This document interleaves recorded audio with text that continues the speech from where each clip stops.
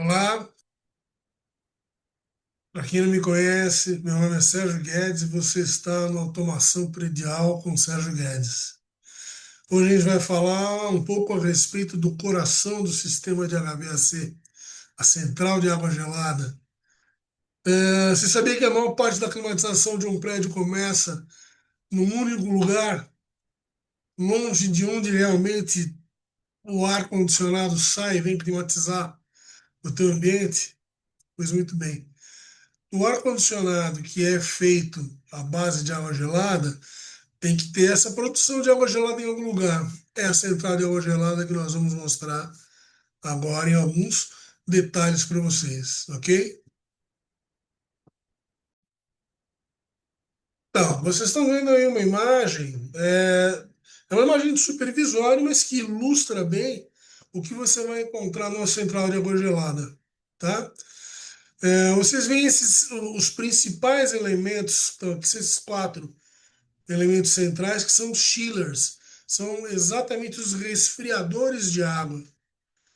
E aqui você tem uma sequência de cinco bombas, mais quatro bombas e mais quatro bombas. Essas nove bombas que estão aqui na frente têm a função de fazer com que a água gelada circule pelos chillers e pelo empreendimento como um todo. Vai passar por todos os fancóis e vai retornar. Essas bombas que estão aqui atrás são as bombas de água de condensação. Essas daqui são as bombas de água gelada. Provavelmente sejam primária porque não tem um circuito secundário. Você vai encontrar de nomenclatura BAGP e BAGS. BAGP, bomba de água gelada primária, faz parte do circuito primário. E BAGS, bomba de água gelada secundária, que faz parte do circuito secundário. Isso é uma coisa para a gente explicar um pouco adiante. Mais para frente a gente conversa a respeito disso, ok? E essas bombas cuidam da água de condensação. Que água é essa?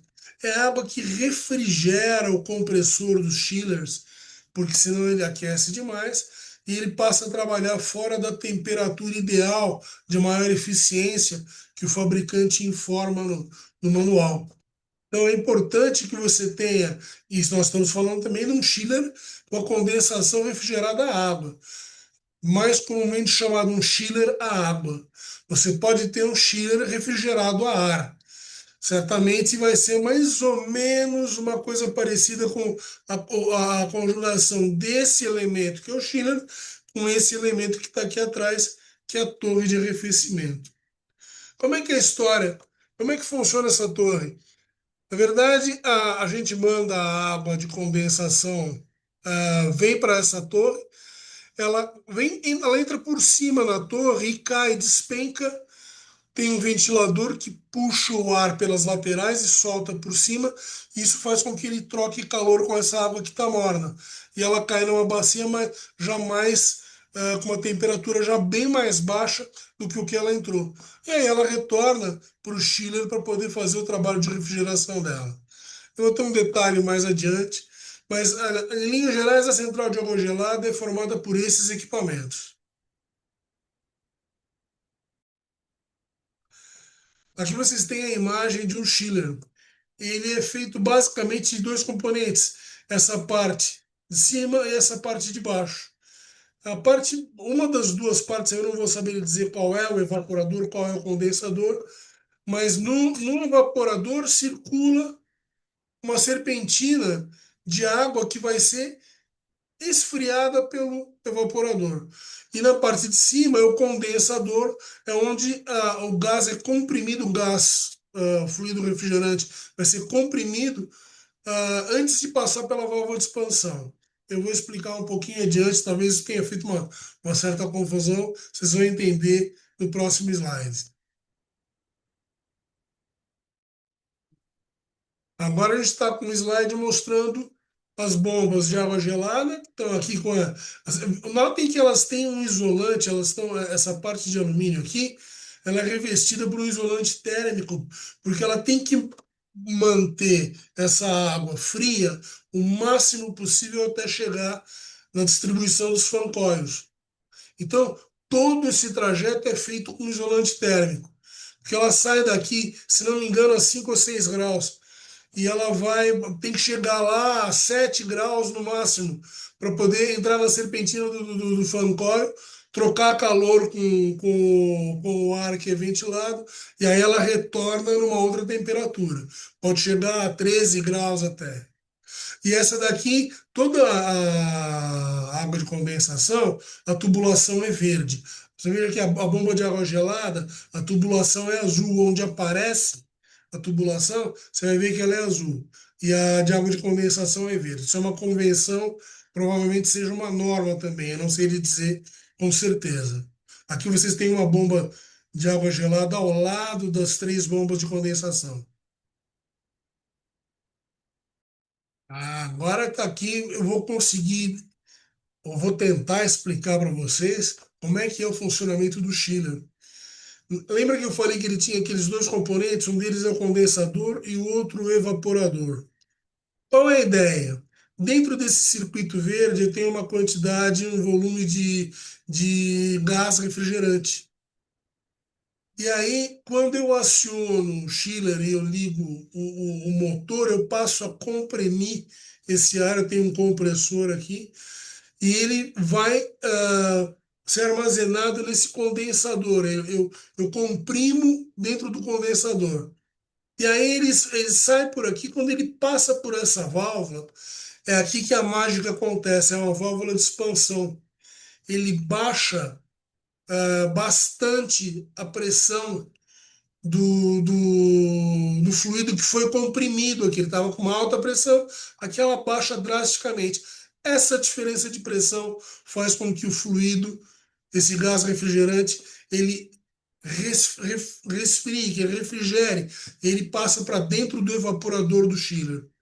Dentro desse evaporador você vai ter uma serpentina de água que está sendo bombeada por aquelas bombas azuis que eu mostrei, a bomba de água gelada e ela vai trocar calor e vai baixar a temperatura dessa água por conta desse fluido que está agora passou pela expansão e está na fase gasosa e ele vai refrigerar bastante essa água. Daí ele sai daqui para cá, volta a comprimir, volta a subir a pressão novamente e assim vai. Notem o seguinte, aqui o condensador tem a tal da água de condensação que vai para a torre de arrefecimento. É aquilo que eu falei. Ele precisa manter uma temperatura de trabalho tal que vai lhe dar a maior eficiência, ou seja, ele vai conseguir produzir o máximo possível com a menor energia, menor consumo de energia elétrica. Essa que é a ideia. Isso você vai ver no manual do produto. E aqui do lado à direita, tem um outro dispositivo que está sempre presente nas centrais de água gelada. E aqui ele vai poder trabalhar. Isso ele faz parte do conjunto do chiller, tá? É um variador de frequência, ou um inversor de frequência, como a gente chama aqui. O que ele faz? Se eu não preciso, notem que a gente tinha 5 chillers ali trabalhando um do lado do outro, ou 4, não me lembro. Mas um empreendimento que de manhã cedo você tem um, dois, três fancoils, de um total de 40 fancoils ligados, que não tem muita gente, o movimento não cresceu e eu não tenho muita carga térmica nos andares, então eu tenho poucos fancoils operando. Bom, nessas condições, de repente, um chiller só é suficiente para atender, às vezes até menos do que a capacidade máxima de um chiller. Se for menos do que a capacidade de um chiller, eu baixo, a automação faz isso, ela modula o variador de frequência, diminui a frequência do motor, ele vai comprimir menos, a água vai refrigerar menos, e assim, e eu fico acompanhando a temperatura de saída dessa água que vai para o circuito e a temperatura que retorna. Se ela começar a retornar muito alta e eu sentir que eu não consigo com um chiller só resfriar essa água para a temperatura de saída que tem que ser em torno de 6 graus, que eu falei, eu parto do segundo chiller e começo a modular os inversores de frequência de novo. Porque aí com dois chillers pode ser que seja muito. Então eu deixo um a 100%, ou deixo um dentro do percentual que o manual me recomenda, e o segundo eu passo a modular para poder ajustar o meu consumo. Espero que tenha ficado claro, senão a gente vai acabar falando nisso um pouco mais para frente. Se vocês tiverem dúvida com relação a isso, comentem, por favor, ok? Olha lá, esse é um exemplo típico de torre. Então, notem, aqui em cima você vai ter o ventilador que vai soprar o ar para fora, ele capta o ar por essas entradas laterais aqui e automaticamente expira, coloca o ar para fora lá por cima. Vocês têm aqui uma entrada de água, então ela vem do chiller, ela vem mais quente, ela entra por aqui e na hora cai numa bacia, ela vai encher numa bacia aqui embaixo, já refrigerando essa água, porque ela, quando ela entra aqui, ela entra pingando, ela entra, a tubulação faz com que ela caia como se fosse uma chuva, ok? Aí fica mais fácil de você refrigerar com essa troca, com essa circulação de ar que tem aqui. Então, quando ela cai aqui embaixo, a temperatura dela já está mais baixa. Próximo slide que eu vou mostrar já, ele mostra, dá para ter uma ideia de como isso acontece. Então, a água quente entra em cima, tá vendo a simbologia de como se ela estivesse caindo em gotas? E aí a entrada de ar pela lateral, o ventilador sopra para fora e essa circulação que faz com que a água entre na temperatura normal, temperatura boa para poder fazer a refrigeração do condensador.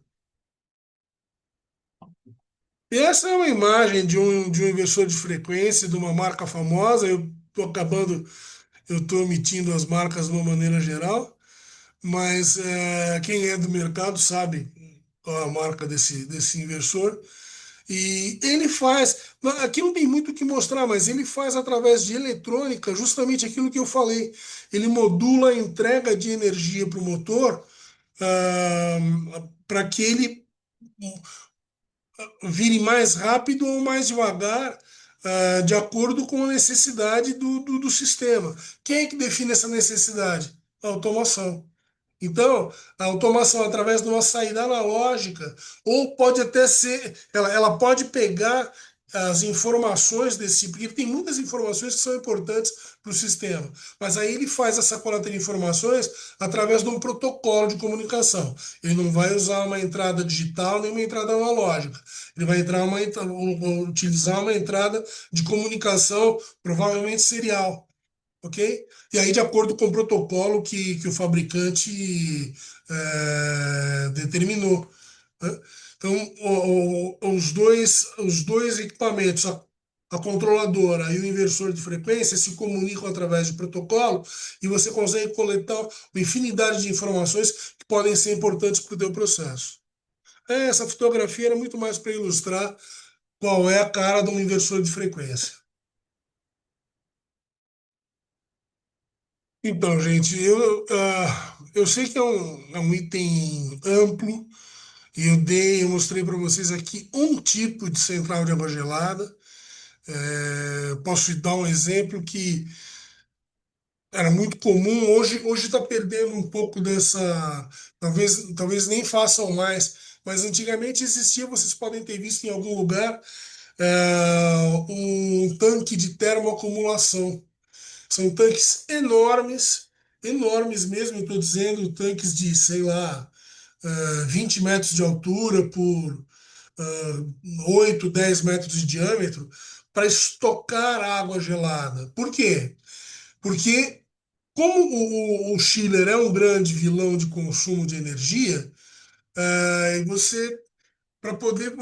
você tem a diferença de consumo, de valor de energia, de acordo com o horário de pico ou fora do horário de pico, ele procurava produzir a água gelada fora do horário de pico. Então, produzia a água gelada de madrugada, que pouca gente está usando a energia elétrica é muito mais barata. E armazenava nesse tanque de termoacumulação para poder usar durante o dia, e se precisasse acionar um chiller, ia ser pouca coisa. Então, agora, Como o custo do tanque de termoacumulação é muito alto, e hoje você tem a possibilidade de fazer as contratações do mercado aberto de energia, não tem valido a pena, são poucos os casos, de acordo com a psicometria da região, que vai valer a pena você fazer um investimento desse para contratar uma torre de termoacumulação. Mas vocês poderiam ter também uma central de água gelada com chiller a ar. Aí esses chillers têm que ser colocados, é uma associação do chiller com a torre de arrefecimento, e ele tem que ser posicionado no ambiente externo. Por quê? Porque ele precisa de ar para poder refrigerar, para poder fazer a troca de calor e refrigerar o processo de condensação dele. Tá certo? Mas é isso. Fez a água gelada, mandou pelo empreendimento todo, você consegue atender os teus fancoils e climatizar os teus ambientes. Tá certo? Na verdade, a CAG é invisível para a maioria, mas essencial para o conforto de todos. E agora que você já conhece a fonte da refrigeração, próximo vídeo pretendo falar. Ainda vai ser supervisório. E no próximo eu vou falar a respeito de fancoils, tá bom? A gente entra um pouquinho mais em detalhes de fancoils, tipos de fancoils, etc. Por favor, não esqueçam de dar o like, não esqueçam de compartilhar com quem vocês acham que vai se interessar por isso. E, por favor, comentem se ficou faltando alguma coisa. É um assunto complexo, às vezes a gente esquece. E, claro, eu tenho certeza que eu esqueci coisas que podem ser importantes para vocês. A gente vai atrás e esclarece. Tá bom? Obrigado.